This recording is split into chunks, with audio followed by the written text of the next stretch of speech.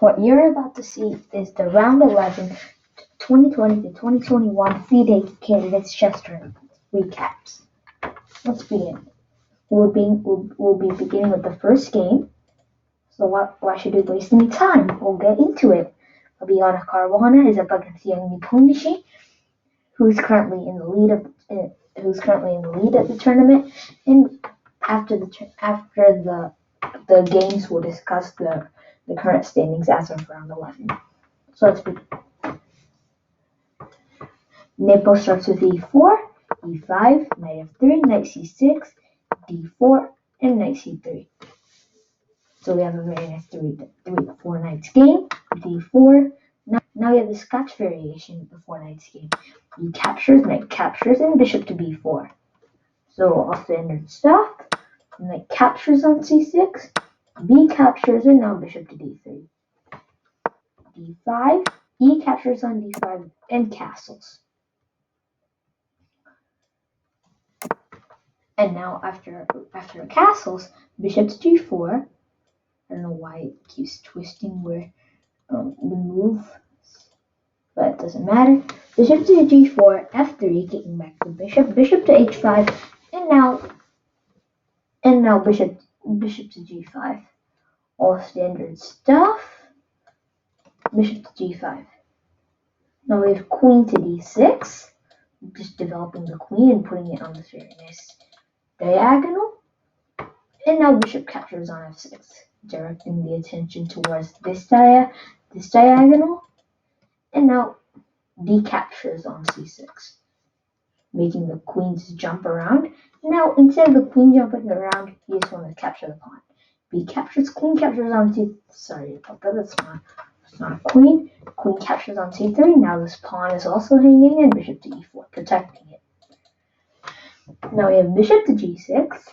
So let's move it back. Bishop g6, and now instead of capturing, he went queen d7. All jumping it all the way to the other side of the board. Looks like Yan was in a very nice attacking mood today. And rook a to d8. Just simply attacking the queen. Queen captures on c7 and queen to c5 to check.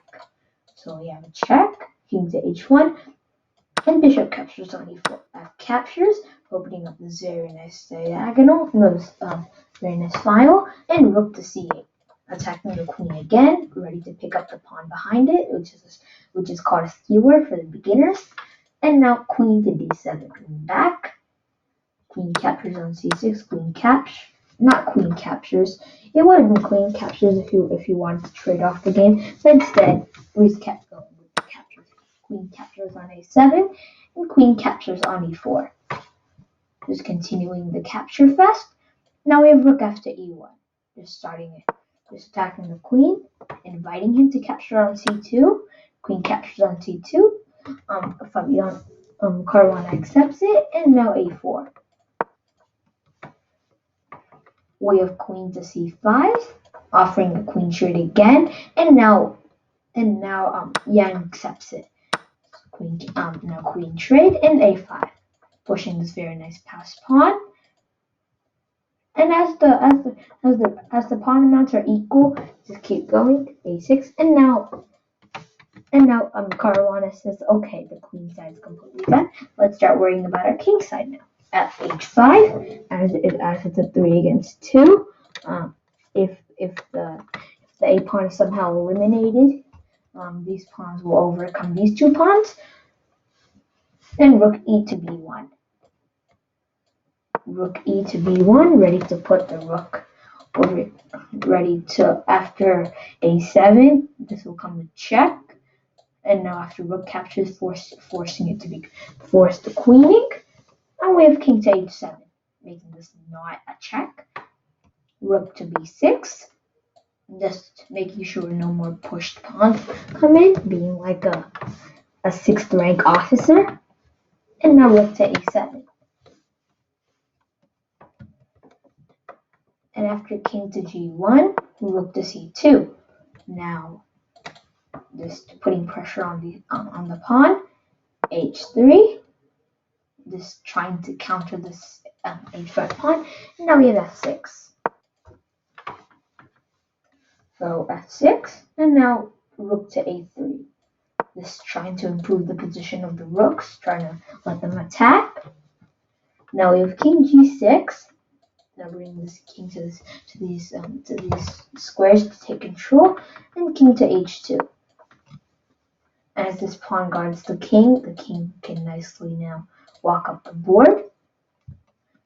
h4, go to h4, and rook to a1. So move it. I'm just moving back, seeing what Caruana wants to do. Rook to c4, and king to g1. Just moving it back. Rook to c2, and rook to a4 now, attacking the pawn. Rook to d2, and rook to g4 with check. Now we have king to f7, moving the king back, and rook captures on h4. Rook a2, now ready to pick up this pawn, and rook to b7 with check. Forcing the pawn trade, forcing the trade, and rook to b2. Rook to a4 now, and rook captures on b7, eliminating this very dangerous pawn, as if the rook takes its eye off of it. Or rook f2, this pawn will become a queen and end the game. So just immediately getting rid of the dangerous pawn.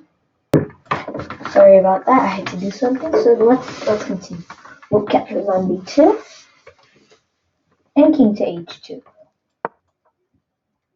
And it was in this position that the two players agreed to a draw, and the game ended very abruptly on move 40. But this is a kind of drawed position, and I didn't have one. Sorry, I didn't really use a tone. Okay, it was in this position that the players agreed to a draw. This was a little dull because I didn't realize what happened. So king to h2, and both the players agreed to a draw. As the material is now equal. 2 pawns against 2 pawns and a rook, and once the pawns are traded, and because they're both kingside pawns, once the pawns trade off, it's a rook endgame, and that's a draw. And let's go on to the next game because we have nothing to do here. So we go here, and we go to the next game. Aleksenko, Kirill versus Wang Ho. So now we restart the game. e4, e5, knight f3, knight c6, and bishop c4. We have the Italian game, knight to c6, and knight to f6, and d3. And now, here's something you don't see every day. Wang went h6, maybe preventing any bishop g5 threats, thinking that Aleksenko would go in quickly. But after c3, I think I actually watched this game live on Lichess. Yeah, I was looking at the like when you log into the main home screen, it shows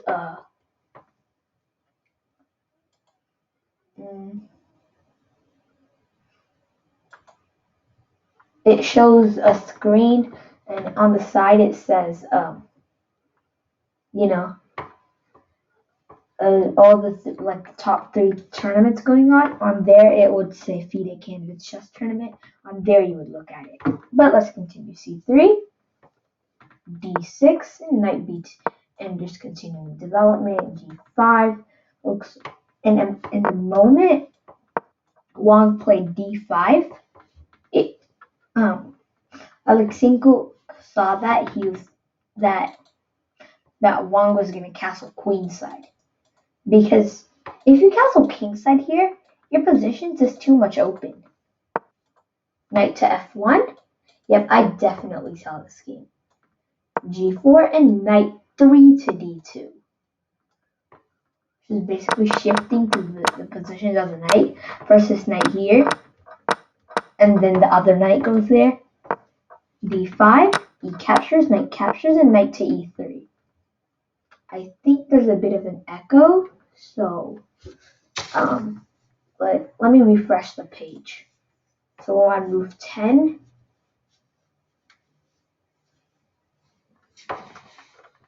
So I'll fix the echo. Yes, knight b to d2, and let's continue here. Yep, the echo's gone. Now if e captures on d4, knight captures, and knight to e3. Just putting pressure on knight. Knight captures, f captures, and knight to a5. An awkward square for your knight, just putting pressure on the bishop. And now allocating those castles. As this very open f-file was very useful. Knight captures pawn, and now knight captures, and bishop to g7, getting ready to castle himself, ignoring the pawn, and now bishop to, not bishop to e7. Knight captures, bishop. I don't know what he played here. Hang on a moment. Oh yeah, right. He played bishop to g7, putting defense for this pawn. And now, as ideals like queen b3 are good, and Aleksenko decides to go not d4, e4, and now h5. Just continuing on with this pushing, ignoring the king's safety, and now you have knight to e3. It doesn't matter really which side I say the knight has on, because the only side that there is a knight is on white side. Queen to d6 was not played, and now queen to b3 is developing the queens, and white and black castles as the bishop is guarding the king, and looks like Wang was really in the attack today. Queen c2, moving the queen back, and b6. Oh, sorry. Yep, b6, and bishop to d2. With bishop to a6, and now rook a to c4. Rook a to d8, and now just simply knight to d. Knight to f5 is pretty much good, because let's say if you go queen g6, captures, the only defender of the king is gone, and the queen doesn't really count, because the rook easily overpowers the queen. So instead, it was knight to d5. I don't really get the point of that move. Oh yeah, right. You want to try to skewer. Bishop to c8, and rook a to e1, f5, and he captures on f5. Bishop captures on f5. Now now that Wang's done with development, he wants to open up the f files, and bishop to b4. You're skewering as c5, and bishop c3, as obviously getting ready to share the d4. Attempting the skewer again. Bishop to e6, and now queen to d2. Here, if you want to be a little cheeky, try to strike. Captures, you don't need to capture. First, you play bishop captures, pawn captures, and now pawn captures, and you just lost a pawn. So going back, that's not what happened. It was queen d2, rook captures on f1 with check, rook captures on f1, and bishop captures on d5. C captures, and queen to g6. Now we have queen to d1, and now rook captures on d5. Queen a4, just improving the position of the queen, and rook captures on d3. Queen captures on a7, and rook to d8. a4, rook f8, rook captures on f8 with check, king, bishop captures, and now queen to b8. Just lining up the queen and the bishop, threatening to. Queen b1, king f2, queen f5 check, king e4, and queen e4 check, king f2, queen f4, queen g1, queen c1 check, king f2, queen f4 check, king g1, queen, and queen capture, and queen to e3. King f1 check, king d3, queen f5 check, and now it's just a continued check process. But the players still did not agree to a draw. Queen captures on b6, and now the perpetual is over. You need to put queen c2 check, king 1, and now the check streak continues, and h4. Now these pawns are way better than these two pawns, so queen b3 check, king h7, and queen d5. Threatening to pick up another pawn. Sorry. I think my mouse got a little overexcited. Queen c5 and queen e4 check. King f1, queen d3 check, king e1, queen h3, and g captures on h3. Queen to e4 with check. And now king to f1. Queen d3 check. King to e1, and now queen e4 check. And it was in this position that the players agreed, that Aleksenko Kirill and Wang Ho agreed to withdraw, as there was nothing more to be done here. And as for my calculation, as for the stats, this is correct. Now we're going on to the next game. Maxim Graf against Alexander Grischuk. So let's begin. e4. Now, white's Grischuk just asked MVL, do you want to go for e5, d5, or c5? MVL obviously goes to the Sicilian. Knight c3. Sorry. Knight to c3, d6, and d4. Some kind of a reverse knight dwarf. C captures, queen captures, and now knight to c6. Knight to c6. Queen. Now we have queen to d2 and g6. g6, b3. Sorry, I don't know why I'm doing that. b3 and bishop to h6. Bishop to here. Bishop to h6. We have f4. This blocking, and knight to f6. And bishop to b2. Putting this bishop along this very nice diagonal, threatening knight d5. And now e5. Oh no, that's too far.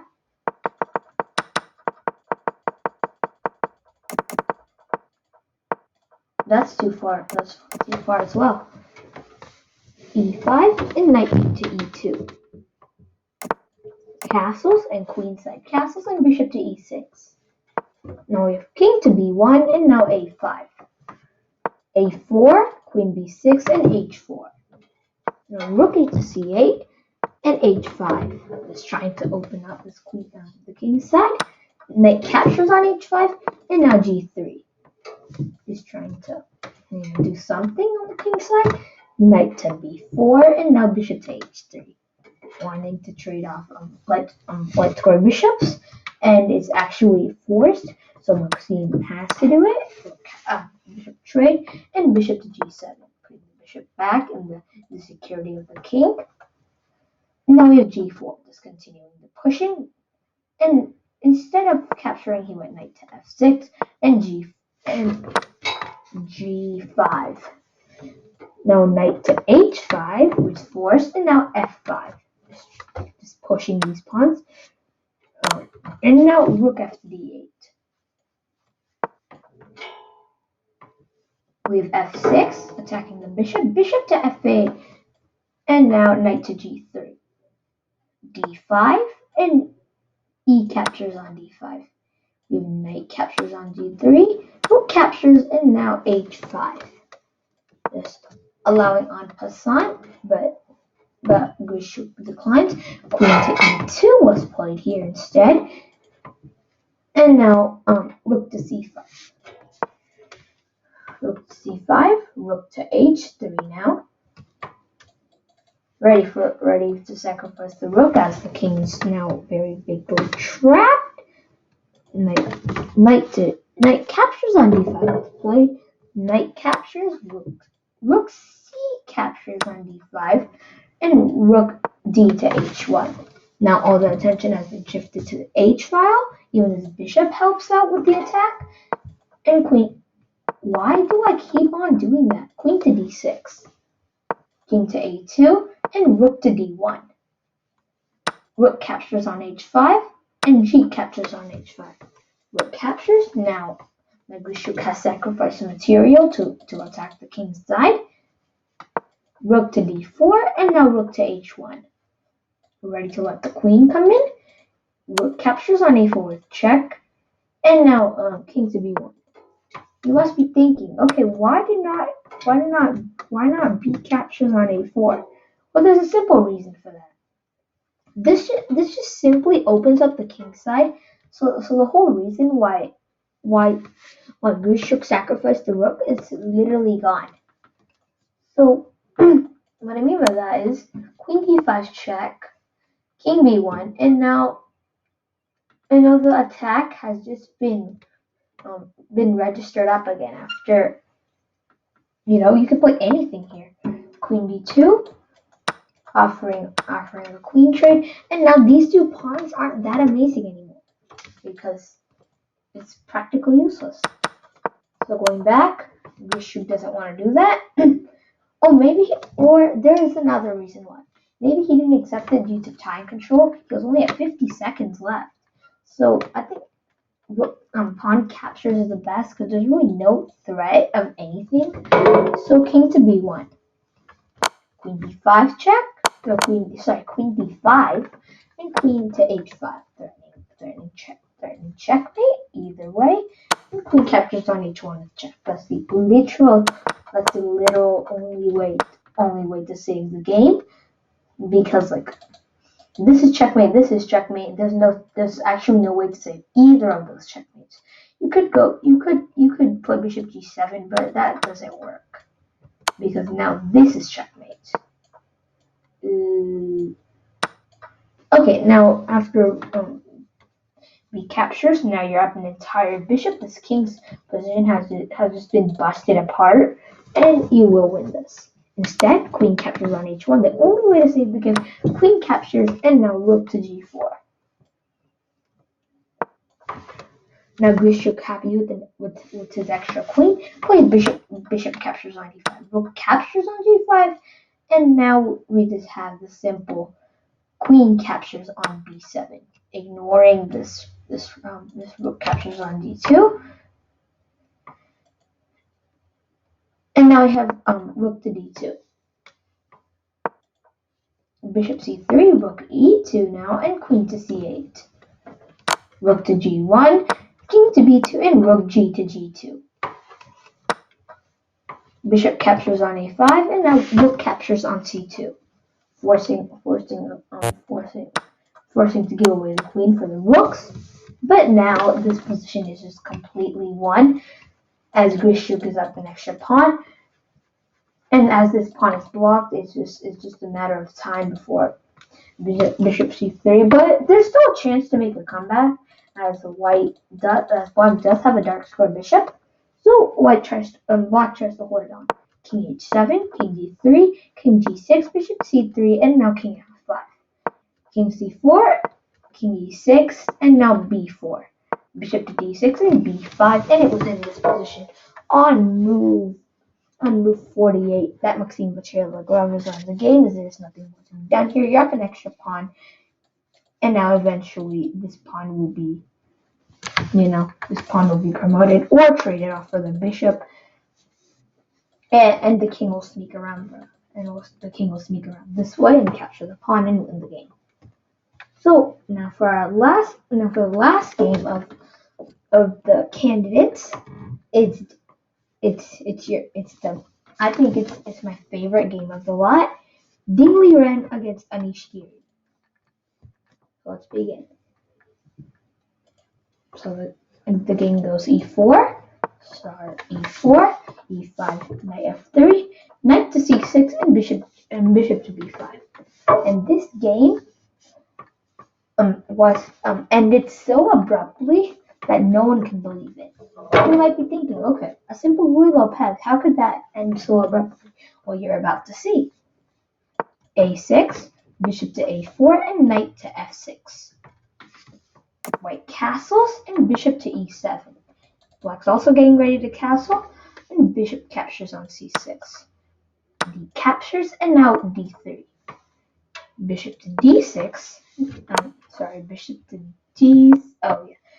d6 now, and knight b to d2. Bishop to e6, and knight to b3.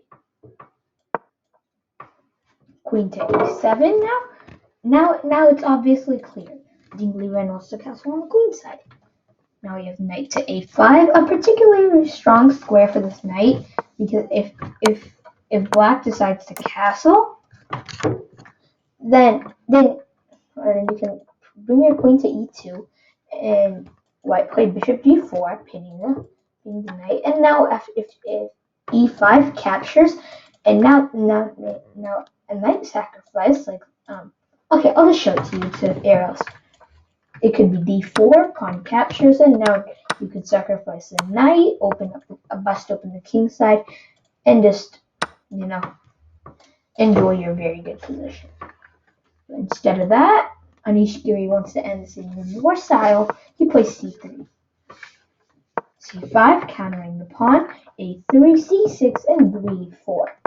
Bishop to c7, kicking back the knight, knight to b3, and knight to d7. Bring more defenders. And now h3, kicking back the bishop to e5, and bishop to e3. Now a triple attack is on this pawn, compared to only 2 defenders. And now Dingley Wren gives away the pawn. He plays f5, saying that, okay, my work on the queen side is done. Now let's start my work on the king side. Even f4 is available now. So now instead, bishop captures on c5, and now queen to f7. Moving the queen away, getting ready to bring this queen in. And actually, there's a very nice line here. There's a knight to g5 line. Yes, you offer the queen, but now it's a fork. So instead, if you trust to block, let's say queen g6, now you have to move your knight back, and now it's the end. Now it's over for white, because after let's say a move like f5, you're just done. Like this pawn's gonna run over, this f pawn's here. You could after bishop captures, queen captures, you have a very nice file which has no defenders. So it's over for Anish Giri if you play that. So queen f7 and rook a to b1. We have g5. Now striking. And now here you could also try to repeat the same thing. Knight captured on d5. And now if queen g6, now he has even more consequences. Knight f3, rook h to g8, threatening checkmate. And now let's say you defend it with g4. You could just go pawn captures. This looks safe, but now it's just a very simple checkmate. So instead of that, we have e captures on f5 and g4. Knight to g5, attacking the queen. Queen captures on f5, and now h4, kind of locking up the king side. b6, attacking the bishop, and knight to e4. So Anish Giri is saying go ahead and have the bishop, but I have some very nice attacks up my sleeve, and Dingley Wren goes for the challenge. B captures on c5. B captures. Now this file's opened up for the rook, and knight to f6. And now we see another shock. Knight to d6. The check has been delivered. Bishop captures, pawn captures, and rook captures on d6. Now we have d4, c5, and knight captures on c5. Rook to e8 was played, trying to do something, because this position is too much opened up. Queen to c4, and it was in this position on move 29 that Dingley Wren resigned the game. Is there something more to be done here? If rook, let's say you tried to defend this with rook to c6. Well, that just doesn't work, because you want to end this, so you just play anything you want. basically anything works here. D5 is still here. Need you not forget. Rook to C7, and now you can just deliver this check. King to D8, and now a very nice fork. The queen or the rook cannot accept it because that's now you suffer major material loss, and now you just not that, but now you just lose the rook. Your position's completely fallen apart, and you're down material. There is no way you're winning. So going back, okay, so there we have covered the 4 games. Now we're gonna look over the results. So Yan is still winning. Yan is still winning, but Ding Liren is still at last place. Yan Nepomniachtchi with 7 points. And Anish Giri only behind by a half point, 6.5. And now we're gonna look at who out of the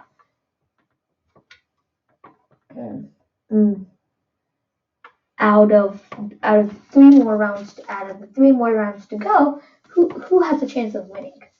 Well, Ding Liren has only like a something percent chance of winning, because if Ding Liren can win the rest of the games, and Napo loses like the next 3 rounds, then he does have a chance of gaining like first, second, or third, but that's only if first place loses.